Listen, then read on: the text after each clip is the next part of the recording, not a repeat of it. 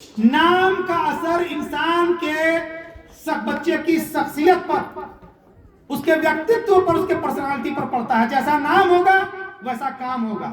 تو پہلی ذمہ داری کہا گیا اس کو بہترین سوچ سمجھ کر اسلامک معنی خیز نام دے. اور دوسری ذمہ داری بتایا کہ ماں باپ اپنی ذمہ داری اپنی وسعت کے مطابق، اپنی صلاحیت کے مطابق، اپنی کیپیبلٹی کے مطابق اس کو بہتر سے بہتر تعلیم دے. جاہل نہیں رکھے اپنے بچے کو.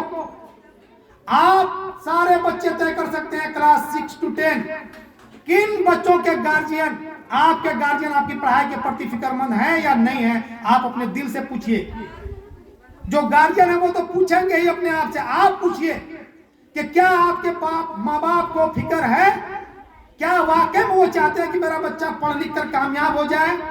اگر اس کی فکر نہیں ہے، صرف اسکول میں نام لکھا دیا گیا ہے کہنے کو، اور آپ ڈیلی روٹین بجا کر آ رہے ہیں جا رہے ہیں آ رہے ہیں جا رہے ہیں، تو آپ سمجھ لیجئے کہ آپ کے اوپر ظلم کیا جا رہا ہے. وہ ظلم کرنے والا کوئی اور نہیں، آپ کے اپنے والدین، آپ کے ماں باپ ہیں. کسی بچے کو کسی سماج میں جاہل رکھ دینا یہ اس کے اوپر ظلم عظیم ہے، سب سے بڑا اتیاچار ہے، سب سے بڑی پرتاڑنا ہے. اس لیے کہ پھر وہ بچہ آنے والے دن میں اس پریوار کا، اس خاندان کا، اس محلے کا، اس بستی کا، اس شہر کا، اس سماج کا بوجھ ہوگا، جو لوگوں کے تانے سنے گا، لوگوں کی پھپتیاں سنے گا، اور وہ سماج پر بوجھ ہوگا. سماج کو وہ کنٹریبیوٹ نہیں کر سکے گا، نہ اپنے بیوی بال بچوں کی پرورش کر سکے گا، نہ وہ آگے آنے والی اس کی نسل جو ہے وہ صحیح سالم ہوگی.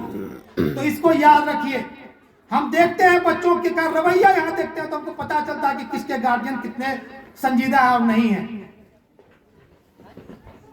میں اس موقع سے آج صرف یہی گزارش کروں گا. ہم نے کہا تھا کہ ظلم کو کرنے والا سے زیادہ بڑا گناہگار ظلم کو سہنے والا ہوتا ہے. تو اگر کسی بچے کو لگتا ہے کہ میرے ماں باپ کی جتنی طاقت اور وسعت ہے، میرے ماں باپ میرے پڑھائی کے پرتی سنجیدہ نہیں ہے، تو یہ اس بچے کا رائٹ ہے، ادھیکار ہے، حق ہے کہ وہ اپنے والدین کو، اپنے ماں باپ کو کہے کہ آپ ہم کو تعلیم، میرے تعلیم کے پرتی آپ ذمہ دار بنے. آپ کا میں بچہ ہوں، آپ کی ذمہ داری ہے کہ ذمہ داری کا آپ اٹھائیں. آپ اپنے فرائض بھی ادا کریں، ماں باپ کی نافرمانی سے بچے.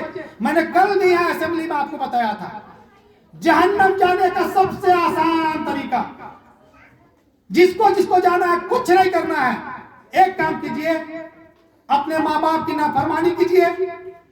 ماں باپ کو ضرورت پڑے تو آپ گالی دیجئے، اونچی آواز میں بات کیجئے، بدتمیزی کیجئے، بالکل آپ ٹھنڈی ٹھنڈی آپ جہنم چلے جائیں گے.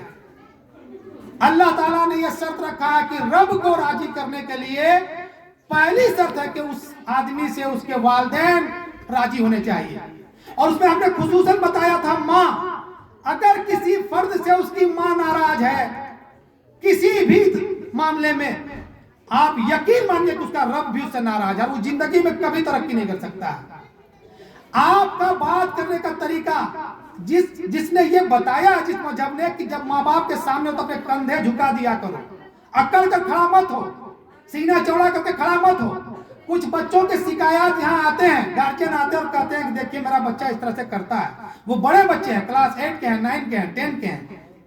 ہم ان بچوں سے، ہم نے کل بھی کہا تھا، اگر تمہارے ماں باپ تم سے بات کرنے میں ڈرتے ہیں، گھبراتے ہیں، اگر تمہارے پاس بیٹھنا نہیں چاہتے ہیں، اگر تم بے ادبی کرتے ہو ان کے ساتھ اونچی آواز میں بات کرتے، تو خدا کی قسم یہ بھی بے ادبی ہے ماں باپ کی، کہ اس کا ماں باپ کا جو والیوم ہے اس والیوم سے آپ زیادہ اونچی آواز میں بات کریں.